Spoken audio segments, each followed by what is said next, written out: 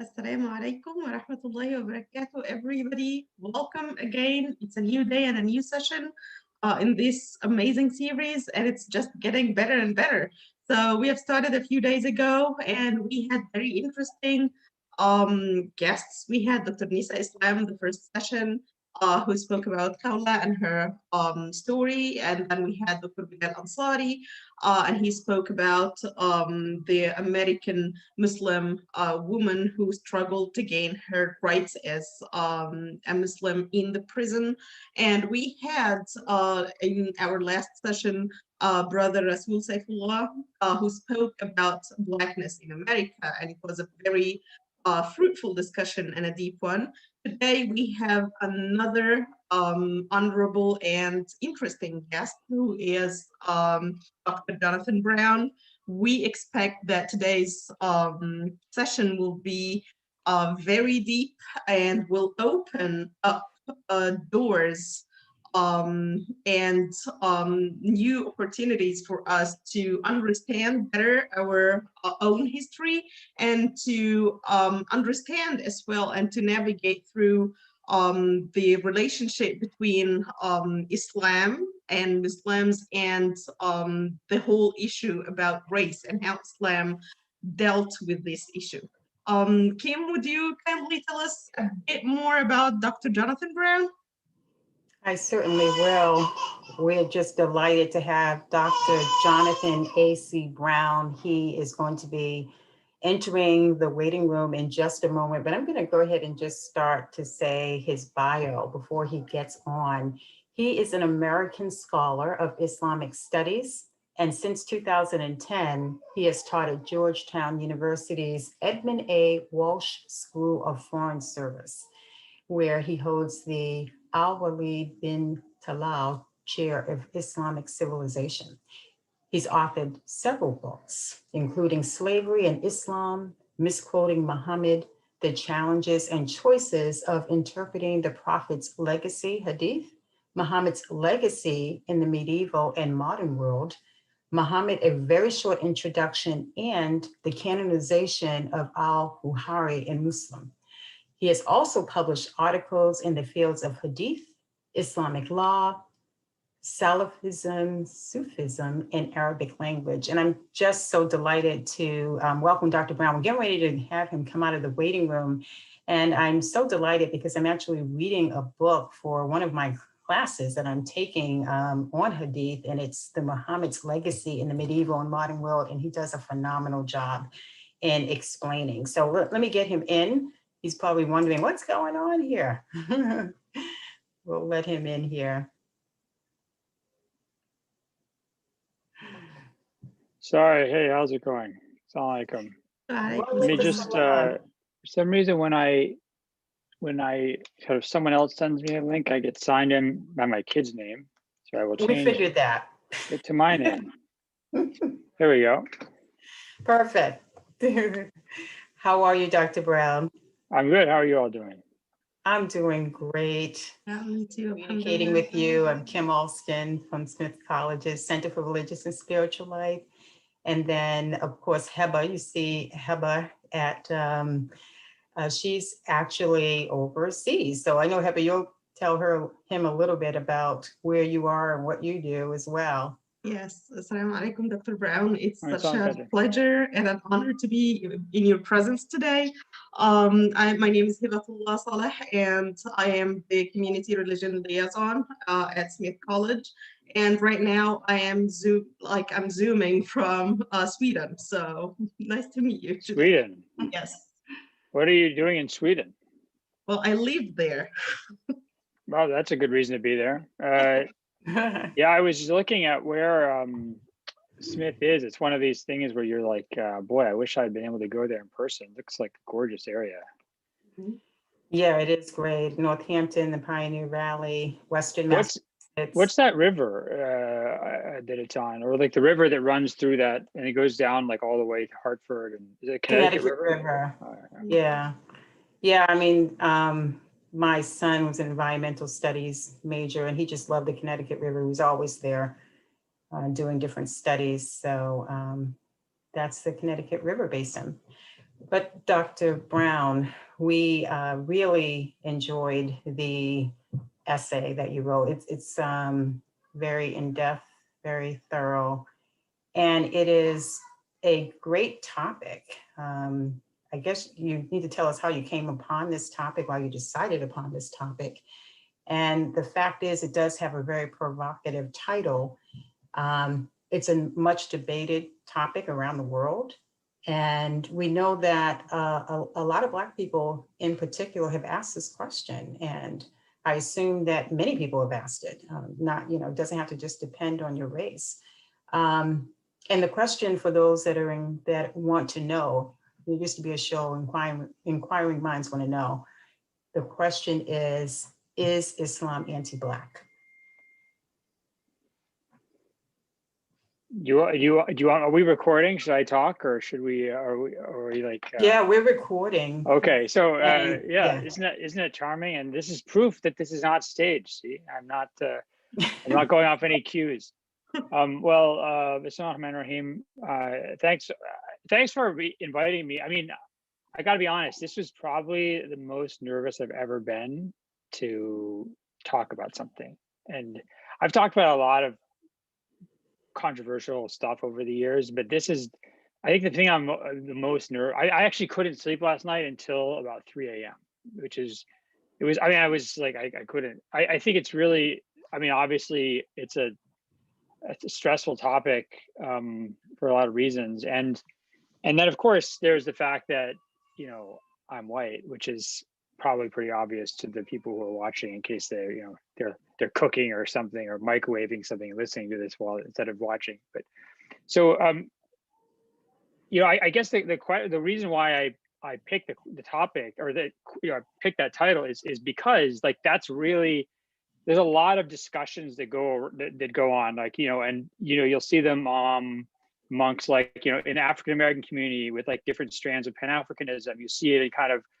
very sort of white nationalist or Western supremacist communities, which are sort of like the two opposite ends of a spectrum, right? But they're both, sometimes you see the same discussions going on, and it's really, sometimes it's like, oh, is Islam kind of inherently committed to slavery? Is Islam foreign to Africa? Is Islam a colonial force in Africa? And like all at the root of all this is this idea of like, is Islam anti-Black? Like that's kind of, in a lot of ways, that's the question that is being asked. And so I really just wanted to address it. And I wanted to address it, first of all, because I'm Muslim and I want to know the answer to this. But more immediately, it was because this last summer, there was this debate, I think on this called the Research Africa listserv for like academics kind of studying African studies. And there's this debate really just like came about, is there such thing as Arab Islamic slavery, like Islamic slavery? And then, so people kept, I'm actually not on that list, but people kept forwarding me questions because it dealt specifically with things that I talked about in my book on slavery and Islam. And so I started to look into these specific questions, and then I realized that you couldn't really look into them without answering bigger questions, and then even bigger questions. And then I started getting interested in those bigger questions, and I ended up kind of working to answer my own questions about this topic. And maybe I'll just start out with 3 kind of little episodes or kind of nuggets, and that bring up some of the problems, and that I think hopefully in the course of our discussion we can answer these questions. I feel that there's very good answers for them. But the first is, for example, like Muslims, we'll always hear about Bilal. So Bilal, the first muezzin in Islam, we hear that he's Ethiopian, he's Black, he's African. We hear about some of the discrimination he was exposed to, both before he was Muslim and then after he became Muslim, whether it's the Quraysh of Mecca, when the Muslims conquer Mecca and Bilal gets up on the Kaaba to do the adhan, like the kind of Quraysh elite who still haven't become Muslim, they're like they only have this black crow to do the call to prayer, and the fact that sometimes it was hard for him to find a wife, and then okay, so that's one. We people are really familiar with this, but what you don't hear, right, is that Umar bin Khattab's both mother and paternal grandmother were African or black. Like it's unclear in Arabic whether they're just like really dark skinned or of African descent. Amr bin al-As, the famous conqueror of Egypt, was described, his mother was African. He was described as short, squat, and very dark skinned, black skin. Safwan bin Umayyah, a number of other Meccan elites, elite of the Quraysh, would be phenotypically maybe indistinguishable from Bilal, but we never hear about that. So why is that? Like that was the first question I had. The second question, and this was the one that I got forwarded from that debate on that listserv, was there's this hadith that's in Sahih Muslim. It's considered to be authentic hadith, where a slave comes to Medina, presumably from outside of Medina, and he basically says, I'm Muslim and I want to pledge allegiance to the Prophet and I want to make hijrah, I want to come and live in Medina. And the Prophet says, you know, welcomes him, right? And then the man's owner comes, and we don't know what religion he is. We don't know where he's from. We know he comes, he's looking for his slave, and he comes to the Prophet, and the Prophet's like, oh, I didn't realize he's your slave. And he basically says, okay, I will buy your slave from you with 2 black slaves. It doesn't say what race the original slave was. It doesn't say, it just says 2 black slaves that he will buy this slave for. Okay. So obviously there you say, wait a second, what's going on here? Why is it that 2 black slaves are worth 1 slave of unknown ethnicity or color or whatever? And the third one is, you know, it was an episode that I actually translated this in an appendix in my book on slavery, and for me it was both really touching, but also I didn't know how to make sense of it. Whereas there's this famous scholar and like Sufi, kind of very pious Muslim in Basra in the 700s, the mid 700s. His name is Malik bin Dinar, and there's a drought in the city. All the pious people of the city are out praying to God to bring rain, and nothing is working. And then he describes this like kind of scrawny black slave he turns out he's a slave. He's a scrawny black guy, right? And he has a pot belly. He tells him, and he goes and he just makes this small prayer, and then just water starts pouring down from the sky. It's so much water. Everyone's happy. And so Malik bin Dinar and a lot of the other big scholars in the city see this happen, and they follow the guy, and they see he goes to the house of this slave trader. And so they wait there all night till the next morning to go in, and they say, we want to look at your slaves. And finally they find that one guy, and they say, we want to buy him from you. And the guy's like, oh, okay, well, you know, he doesn't really do much. He's just always praying and crying at night. And okay, but you can have, they take him, and the black slave is like, why did you buy me? I'm no good at serving creatures, like created beings. Like I only serve, you know, hint, I only serve the creator. And they said, no, you don't understand. We bought you so that we can be your students. Like we want to serve you as your disciples. And you know, to end the story, basically their teacher, this black slave, dies, and he dies in prayer. And then Malik bin Dinar goes up to him and kind of lies him on his back to see what happened to him. He sees that he's dead, and then he describes that the blackness disappeared from his face, and his face became like the moon.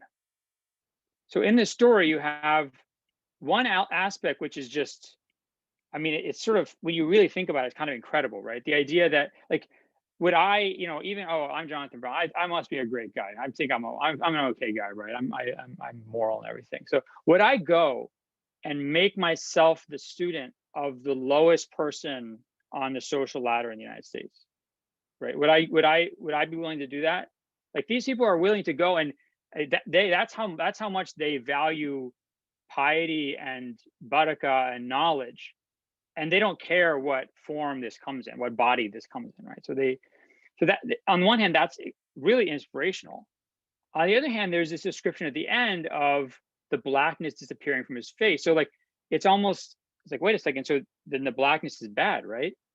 And so then you're like, wait a second. So even in this story, which seems really inspirational, there's this like kind of seems like an anti-black element. So these are the questions I wanted to answer. And that's why I wrote this thing and why I, as a Muslim, want to think about it. So does that mean that you think that a lot of the symbolism are more metaphors for different elements, like from whether piousness or challenge or prejudice? Yeah, so that's whatever it is. One of the things that I got really interested in the course of this research was this idea of, I mean, blackness as metaphor and blackness as literal description, right? So, you know, we can say, we'll say, for example, this piano is black, right? And we'll also say like, oh, it's a black day. He's the black sheep of the family, you know, and et cetera, et cetera. And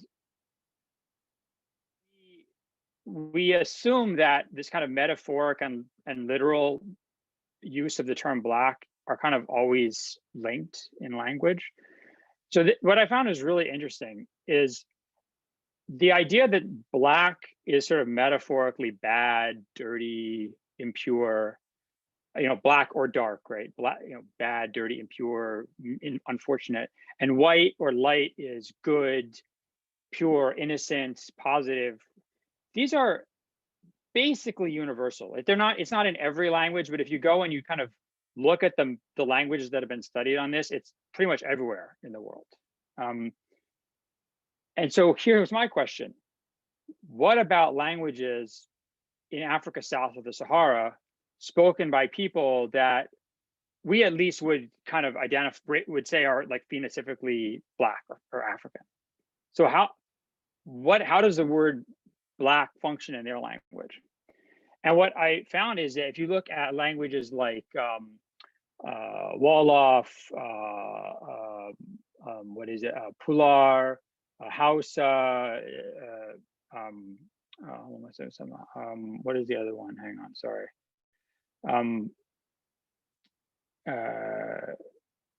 I wrote down the other, Jola, Yoruba, Shona, Fulani, Zulu, Zarma, Hausa, Mure, Luau, right? In all these languages, what you see is, well, in almost all of them, right? Well, in all of them, totally normal for someone to say that their skin is black, right? So to say like, oh, you know, his skin is black, that would be completely normal. It wouldn't be a negative thing to say about them. But in all of those languages, either the word black or in one case, the word dark are used metaphorically to say things are bad, like black-hearted, you know, things like that. So this is really interesting because you have situations where people are using the word black to talk about their own skin color, and it's not bad at all. And then use the same word to talk about like black-hearted person, and then it's definitely negative. So in a weird way, like anti-blackness is universal, but not in the way we expect, right? So it's present in the language, but not in the way that language is actually talking about skin color.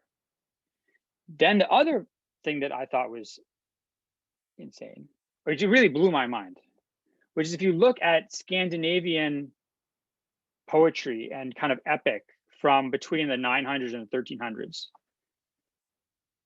And like this one poem called the Rig Thula, which dates, we're not sure exactly where it comes from, probably 1000s, 1200s, 1300s. It talks about the origins of the kind of Scandinavian social classes. And it says, you know, the nobles and the farmers, they were born and they were like bright and ruddy and red-haired and blonde-haired. The slaves are born dark. They're either, it's depending on the reading of the poem, either it's dark, black-haired or black-skinned. And Svarten, like the word that is black.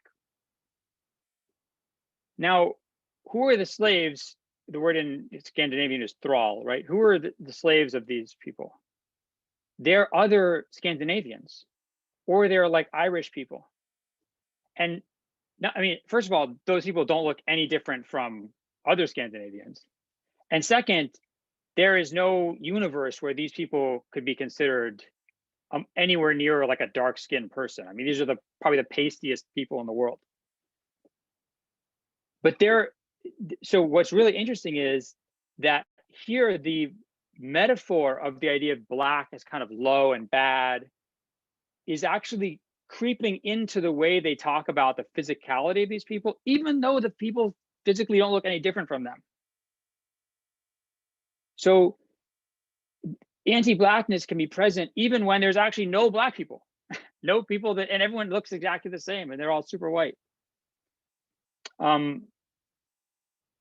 Yeah, because that was a question that I had, the fact that you were talking about Africans and they'll say something about the black skin and then at the same time say something negative about blackness or black-hearted. I'm thinking, okay, but that's fine because they're black people able to talk about those things in different ways because they're the same. So yeah, that's a little different from what you're saying now about Scandinavians and others that don't have any melanin. So they're not, seen as black, and yet they're talking in that way. Yeah. And so how does, I just want to understand how the Quran and the Hadith are handling that. Sorry, I'm just some guys at the door, and I'm trying to get my wife's attention to go in. You can edit this out. Layla, the guy is here at the door. We do everything live. They'll see it, understand it. Zoom is what it is. Excellent. So here's what first of all, I think it's interesting to think about why darkness or blackness is associated with something bad and lightness or whiteness is associated with something good. First of all, and this is just, I've never seen this discussed, but it's my theory. I could be wrong, I could be right, which is that, human beings are like, we're part of nature. And we, when do we do stuff? We do stuff during the day. When do we not do stuff? We do stuff at night. Like, what scares people? Darkness scares people. Not being able to see things scares people, right? So at a really like basic level, the day is good and the night is kind of bad and scary, right? The second thing is really economic. And this is where you see it in the case of the Scandinavian description, is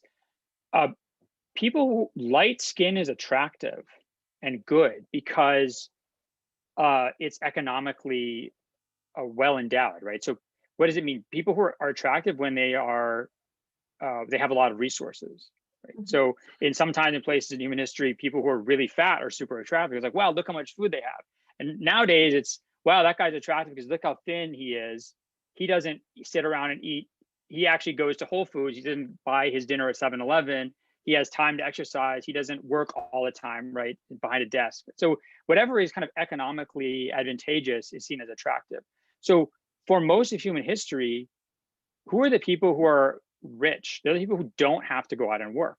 So if you're inside, you're not in the sun, you're not getting dirty, you're not getting sunburned, you're going to be more attractive, economically attractive, and therefore physically attractive than people who are out like doing the manual labor. And so when you look at the Scandinavian descriptions of the black slave, they're both black in color, but they're also like dirty, they're sunburned, their hands are like rough. So this idea of blackness and darkness overlaps with being someone who's out in the field all day and working and doesn't have the luxury of being inside. So the reason why this is important for talking about Islam and anti-blackness is that the Quran very clearly uses this metaphor, right? So it talks about, on the day of judgment, there will be faces that are blackened and faces that are whitened. And the faces that are whitened are those who believed and did good deeds. These that are blackened are those people who disbelieved and didn't do good deeds, right? It talks about how when the Arabs in the time of the Prophet got news of having a daughter, their faces would be blackened, like with bad news. And kind of, it's obviously criticizing that. Now, it's very important to note that when you look at Muslim scholars talking about this verse, they say very clearly this is not about people's skin color, right? Because first of all, it says that faces are black end or white end on the day of judgment. It's not that there's black and white faces. So that process happens on the day of judgment. It's not about our earthly color. The second thing that's really important is that sort of black-white binary in metaphor that the Quran uses to talk about good and bad is not really found amongst the Arabs when they talk about their own skin color. So the Arabs don't talk about black and white during the time of the Prophet and around the pre-Islamic and early Islamic times. They talk about, if they're going to talk about two colors, they talk about black and red. So red would be essentially lighter skinned Arabs, and you can think about like Mediterranean and Persian type people. Like Northern European white people were off the map for them. Like they would sometimes call them blue or blonde, ashqar, which means like really ruddy or fair, and sometimes blue, because if you think about, if you're an Arab and you see like an Irish person for the first time, someone who's really, really white, it's almost like you can see their veins through their skin, and it's kind of like a bluish color almost. So they either talk, and so red was kind of light-skinned Arabs and North, and black was most Arabs and then Africans, Indians, etc. Or they talked about three colors. They talked about black, white, and red. Black would be like Africans or people who had very dark skin, including dark-skinned Arabs. Red would be kind of Mediterranean, Northern Mediterranean, sort of light-skinned Syrian, Persian look. And white is in the middle, and white would be kind of medium-toned Arab skin, sort of like a darkish olive color in our world. So what's interesting is you can see in the language of the Quran and the language of the early Muslim community that the black-white metaphor is not even the same language being deployed. It's not the same tool being deployed when you're talking about people's skin color.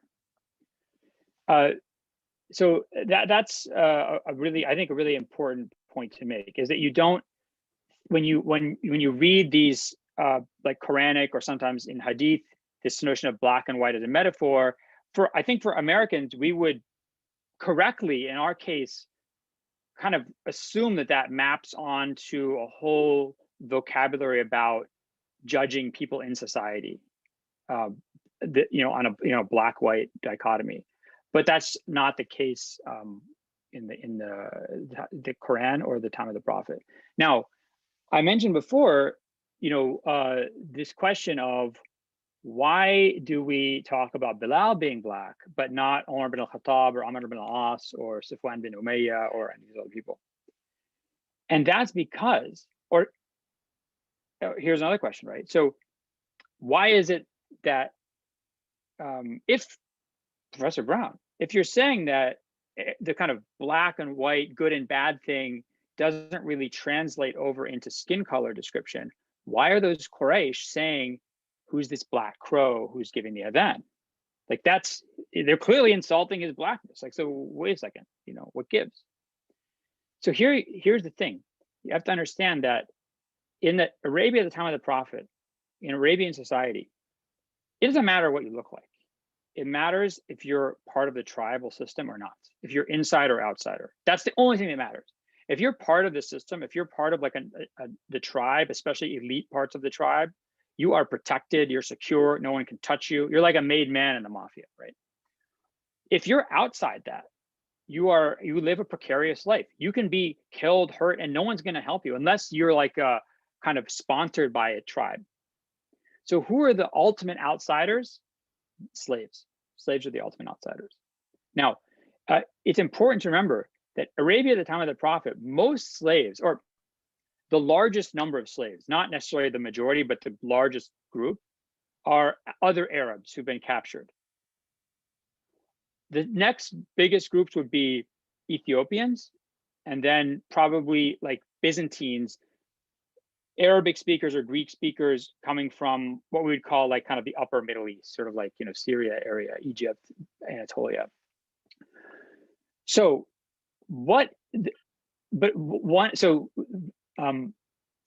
in this case, blackness is bad because, not because it's bad in and of itself, because it means you're an outsider.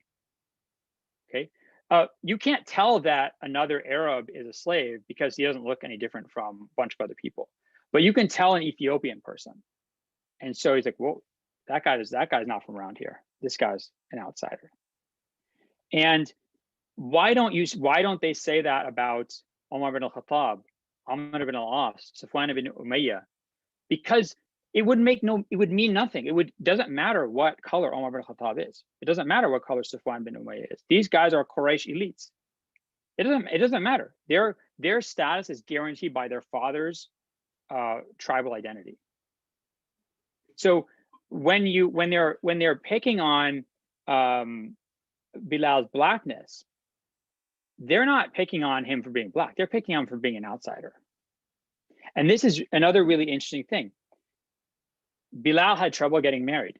Guess who had 2 times as much trouble getting married? If we go by the number of reports of instances of getting rejected, who had double the amount of time trouble getting married than Bilal? Salman al-Farisi, who is Persian, right? Who's also a former slave who's freed just like Bilal, who's also a complete outsider in the tribal society. So it doesn't matter if you're, you could look like Brad Pitt and you'd still have a really hard time getting married because you are an outsider. You have to have, the prophet has to come and vouch for you and say like, no. This system you guys are living in and that you're preaching or that you're upholding is wrong. So that for me was really instructive.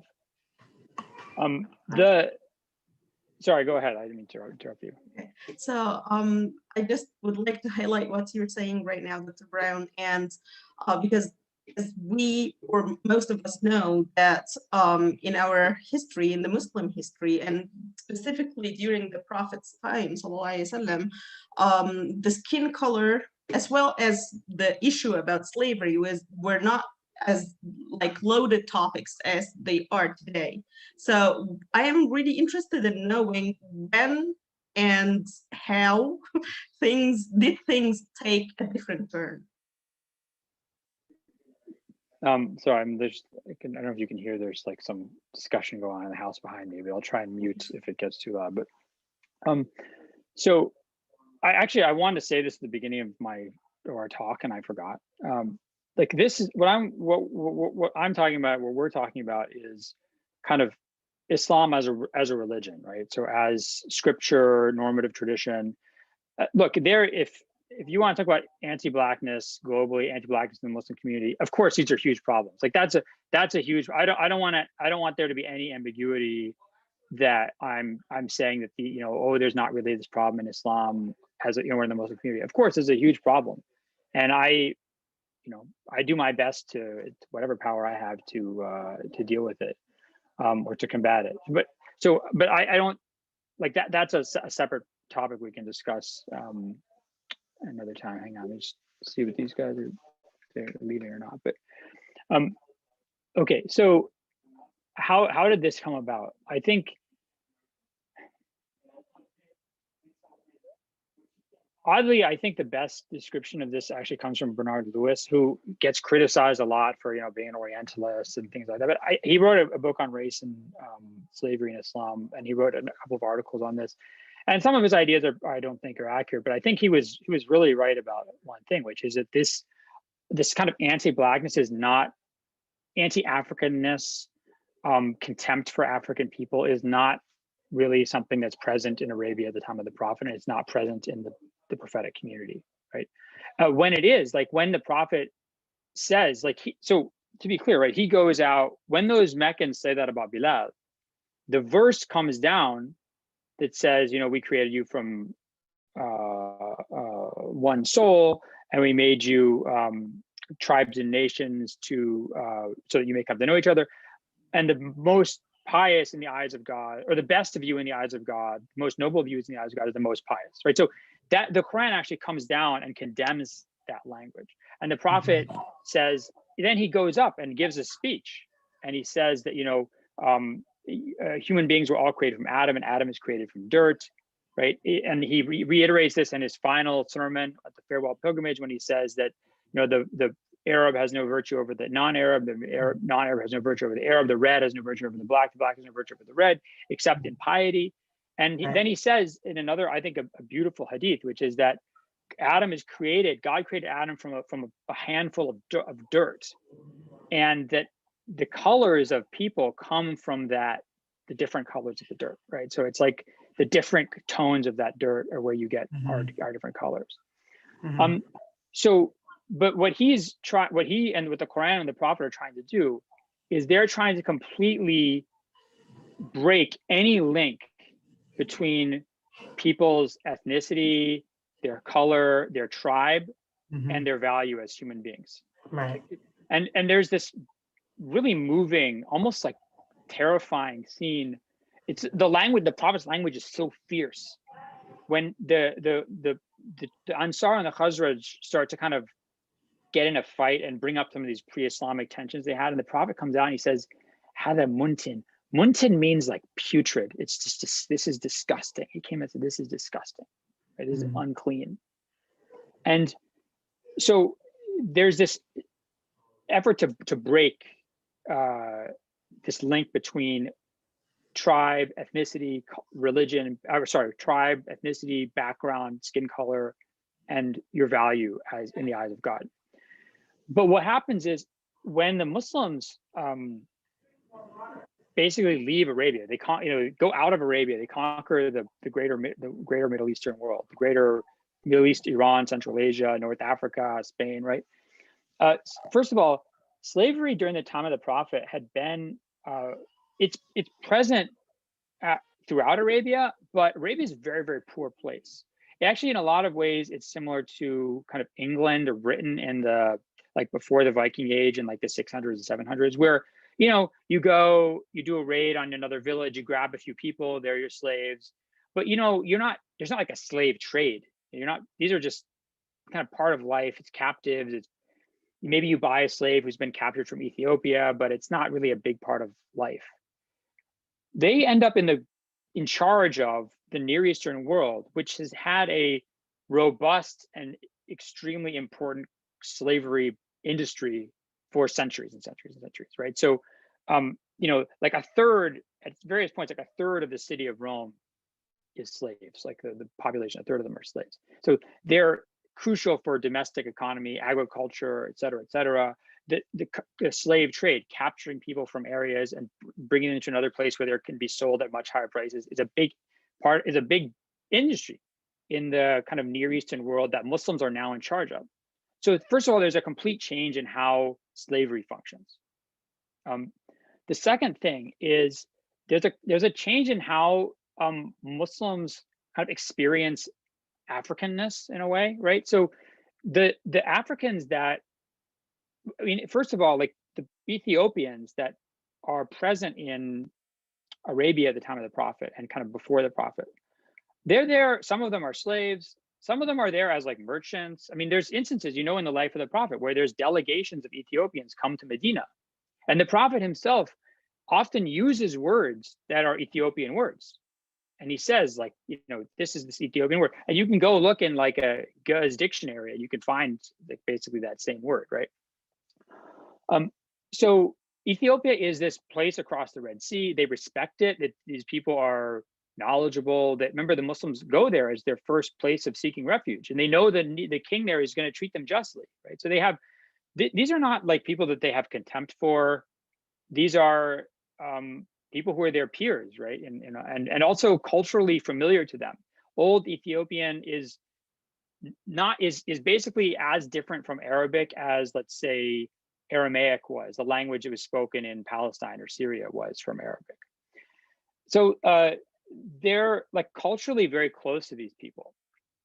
But when the sort of their Muslims are now in this bigger world of trade and slave trade and economy, they start coming across Africans being brought from like East Africa, sort of Kenya, Tanzania area. They would call them Zanj.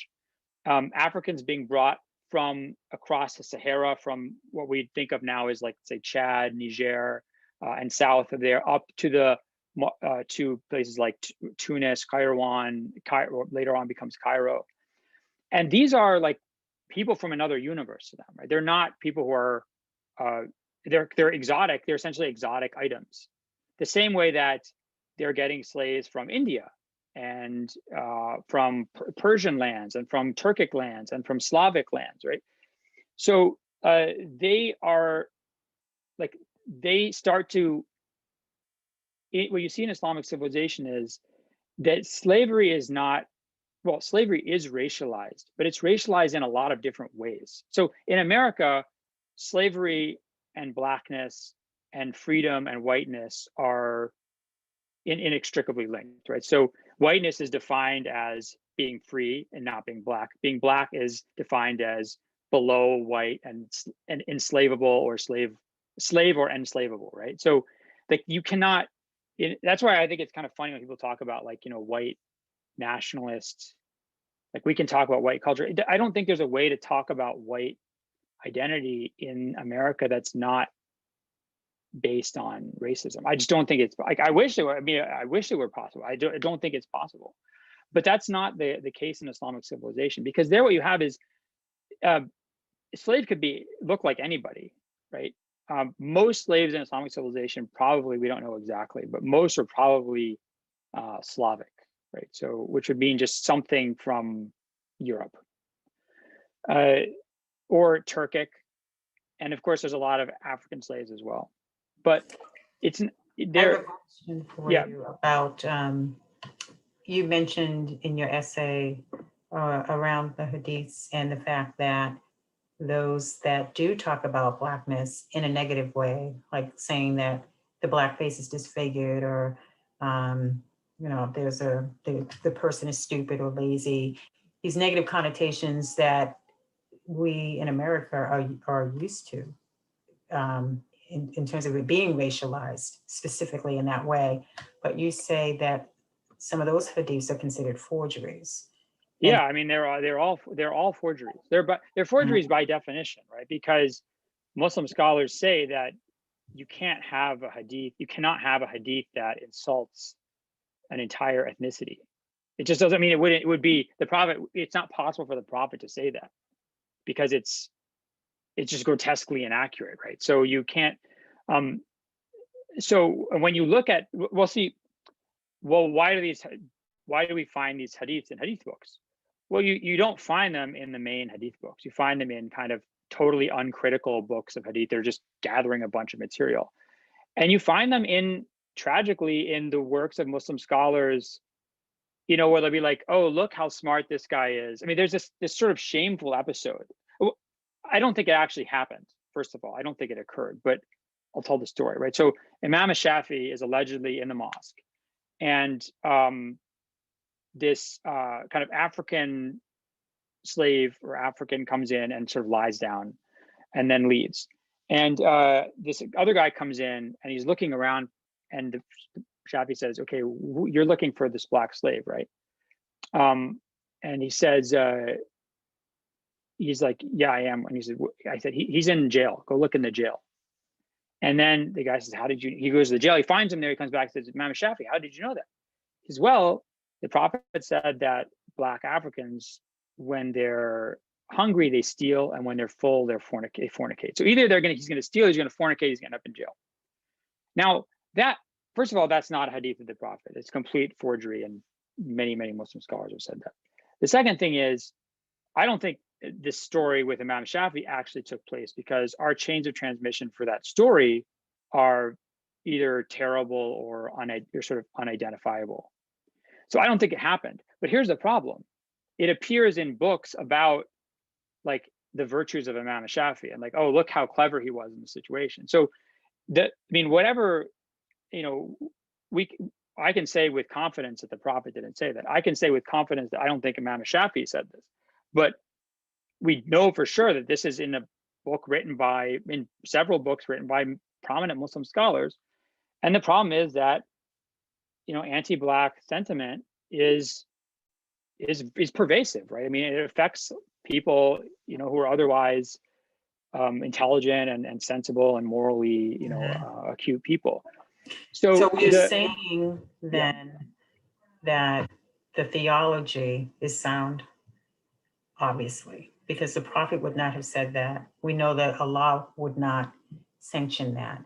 And so we have to be able to differentiate between the flaws of individuals and people, and which some unfortunately permeates into society at times. And the Quraysh to present day, we're not exempt. We still have the same flaws. Yeah. But I think what I always remind students, you know, my Muslim students and Muslims, is that, you know, in Islamic history, sometimes some people have crazy ideas. Sometimes a lot of people have crazy ideas. But there are always voices, and they're usually really authoritative voices. Like, I don't mean some marginal scholar. I mean some like senior respected scholar who is out there calling BS on whatever issue you think of, like whatever problem you have, whatever issue you're concerned about. I can just inductively from my experience say that there is always a voice making that same point, right? And so people were like saying that this, you know, even scholar who's this essentially in the same time period as Imam Shafi, when someone brings up like that kind of hadith to him about the black slave, he says, whoever narrates this, that you know they're not reliable.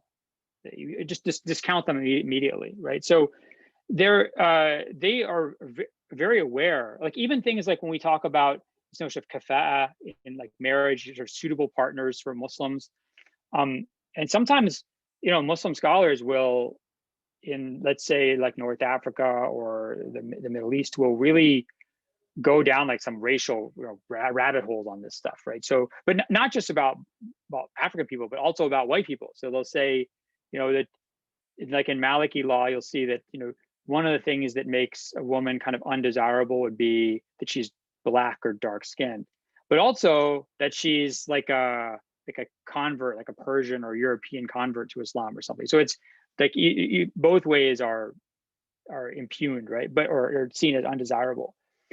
But then you'll see big Maliki scholars at the same time saying, no, this stuff is all nonsense. This is all nonsense. The Prophet says Muslims, their blood is all equal, right? You always have to, I don't want to say look for, but I know that you always find these voices that are, when one kind of trend starts to go astray, it will be there to call those people out, and sort of call them back. And the thing I would say, I want to make sure I mention this before, you know, whenever you guys cut me off, but politely, obviously, I'm not saying you're going to be rude, but you also have stuff to do. So the story of that, the kind of slave saint who dies and then the blackness disappears, I think this is one of the hardest things for us to, when I mean us, I sort of mean like an American audience that's sort of very naturally reading a lot of these things with a sensitivity towards what we know, how we know language is used in our own society, right? So you kind of have to step outside our assumptions and step into the assumptions of someone like Malik bin Dinar. And you can find stories like this in Rumi's Masnavi, lots of Sufi, really wonderful works of great mystics like Rumi or, et cetera, et cetera. The same story, a black saint who's just immensely respected for their piety, their like closeness to God. Then something happens and the blackness leaves them, but it's always, it doesn't say they became white. It doesn't say they, look like Max von Sydow in Greatest Story Ever Told or something, who's Swedish, by the way, the late Max von Sydow.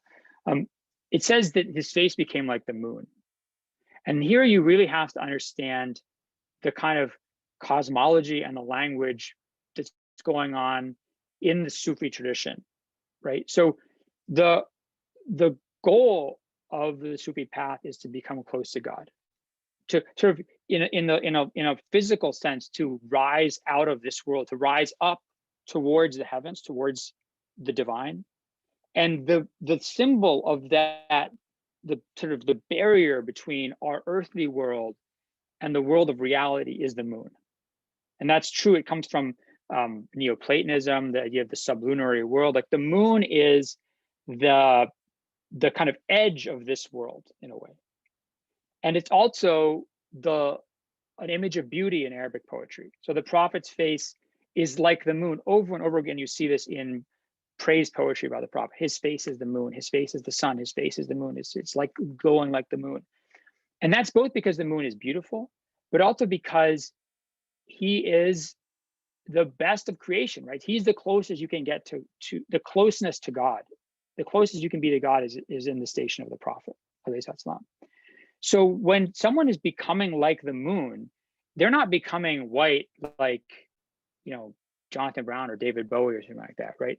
They're becoming they're going up towards, they're becoming close to God, right? They're leaving the kind of dirty and messed up earthly world with all its constraints and limitations.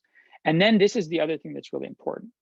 In that language, if you're trying to construct sort of an image of a human being transcending the earthly world and attaining kind of almost enlightenment, right? What stands in for the human being? The black slave, right? Because not only is the black slave seen as the sort of lowest rung on the social ladder, the slave, but, and by the way, right, how does Sufis always talk about human beings? They always talk about them as slaves of God, just like the Quran and the New Testament, the Old Testament talk about human beings, the slaves of God. But this is especially pronounced in the Sufi tradition, where the Sufi wants to be the Muslim who's going above and beyond the regular requirements of the Sharia to attain true closeness to God, is trying to become the most devoted slave of God, right? The one who's freed in becoming a total slave of God, you become free, right? Now, then why blackness? Because what is Adam? Adam That's my question. Why blackness? Yeah, Adam. What does Adam mean? Adam means dark, very dark. Udma means very dark or black, right? So Adam is created from dirt. And actually, my kid just asked me this the other day. He's like, "Why are black people not white?" And so that's actually an interesting question. Except it should be the other way. It says, "Why are white people not black?" And both kind of, you know, in terms of our kind of sacred narrative of humanity, where, you know, humans come from Adam, right? So Adam is created dark.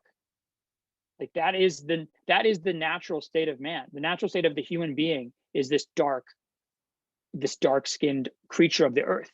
And so when that dark-skinned creature of the earth escapes, like transcends the world of forms and moves towards God, towards the moon, right? That is the story of a saint, of a wali.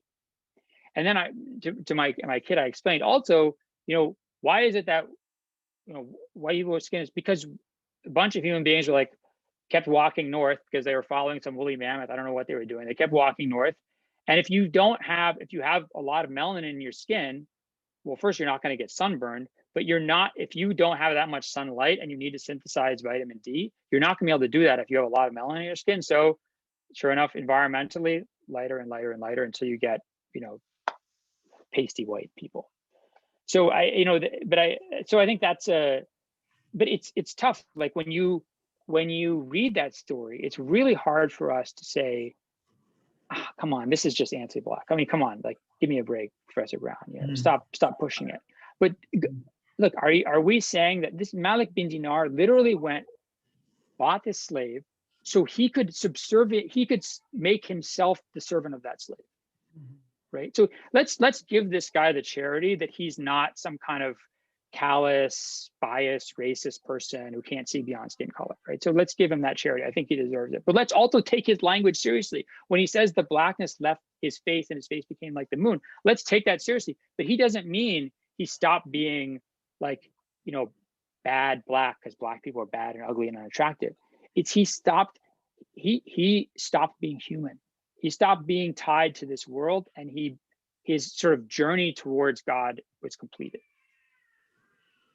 Well, that seems like an excellent place for us to start to wrap up. I'm going to give Heba the opportunity to do that. And I say, Dr. Brown, this has just been an absolutely intriguing and excellent, I don't want to say conversation because it's more like an education about some of these different components that a lot of us are not familiar with. So Heba, I'm going to pass it on to you. Thank you so much, Dr. Brown.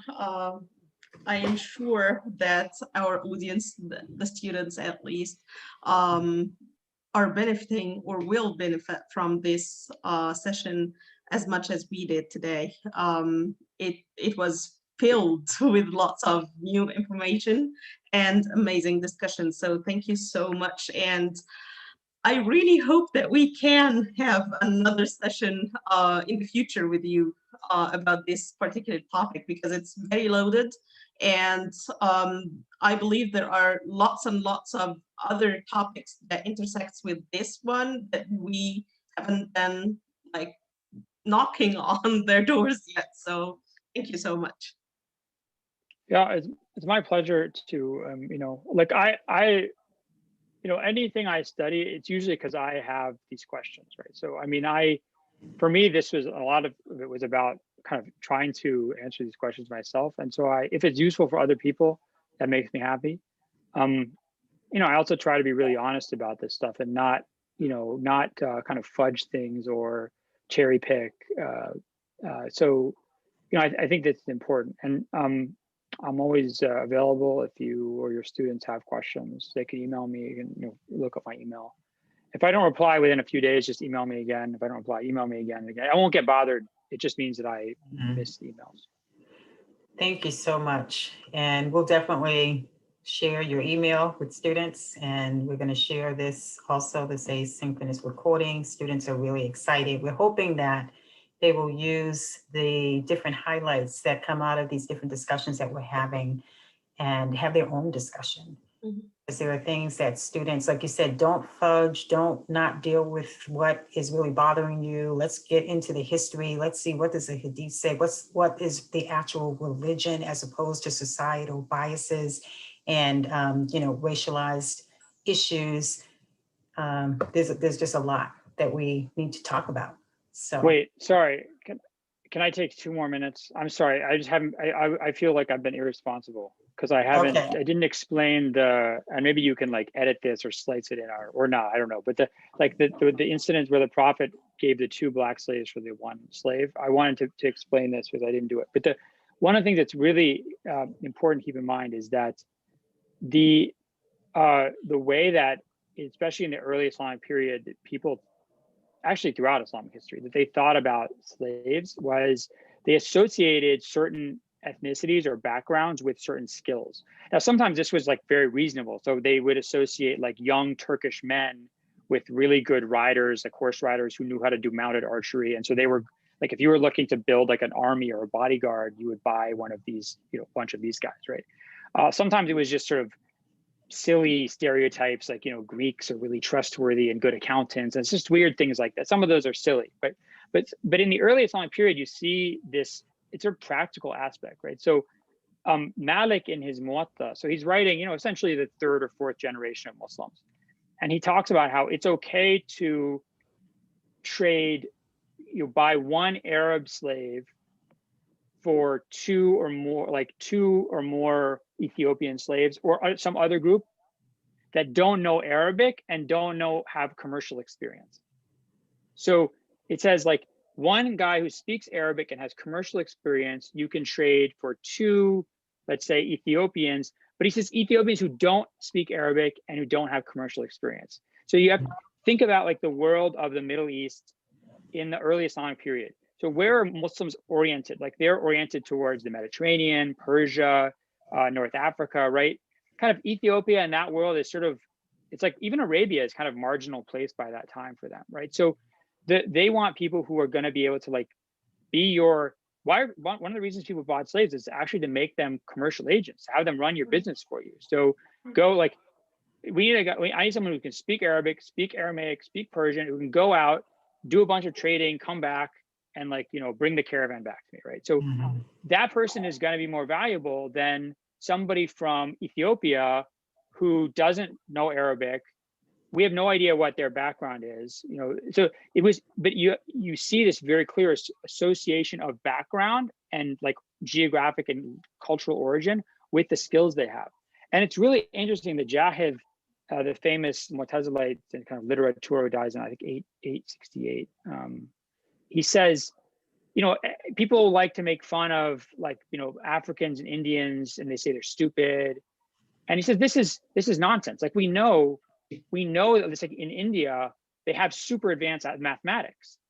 Like those guys aren't the ones who are being brought to us, right? So the point he's making is like, don't judge these other cultures by the people that you encounter, because the people that get like captured on the coast of Sindh or inland in like what's now Kenya or something, they might just be some guys like farmers out, farming, and suddenly they get grabbed by raiders or something. Like don't here you are like an educated person judging these people who are in no way necessarily any representation of the world that they come from. And we know these places have super advanced sciences.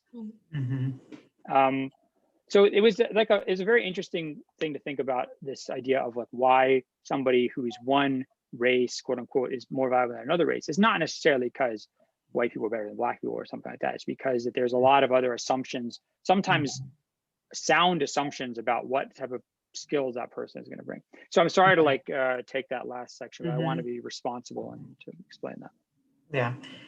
Well, there's so much to explain, and we really appreciate the fact that, you brought up that point, because I think that even when students listen to this conversation, they're going to have plenty of questions. That's what we do, right? We have to analyze and try to figure it out, make sense of what we already know, and then go and dig deep and learn new information. So, but thank you so much, Dr. Brown, and may Allah bless you. And you too as well. All was nice talking to you. I hope I get to meet you in person. Yes, me too. Assalamu alaikum. So Heba, that was just a phenomenal discussion. So much. Yes. What do you think? I know we're well over, we told students we were going to be just like half an hour, 45 minutes, but Dr. Brown had so much to give. So we're asking for forgiveness, and we hope that you enjoy this program. Yes, I did, subhanAllah, and I honestly didn't want it to end because there are lots and lots of other things that we haven't even touched upon, and they are very important and very crucial to this topic as well. And we can handle this topic, the racial justice topic, and race in Islam from different angles. So as he mentioned, so like from what he said, we could definitely just take this whole discussion from the field of linguistics and language, and how language made a huge difference throughout history in like shaping our own understanding of different concepts and different values. That's one angle to take this topic from. There is another angle that has to do with culture and society and sociology. Another aspect we can discuss definitely is as well psychology, and the psychology of the Muslims at the time of the Prophet ﷺ, and the psychology of the Muslims living now at different places, at different societies, and how this weighs in as well. So there are lots and lots of things, but I'm really glad that we had Dr. Brown as one of our guests today. Yes. So signing off, just know that we have several other sessions in our series. We have been enjoying it. Continue to look for the information on our Center for Religious and Spiritual Life Facebook page, as well as sending it directly to those that are on the Smith campus and throughout. So may Allah bless everyone. We're going to be signing off. Assalamu alaikum.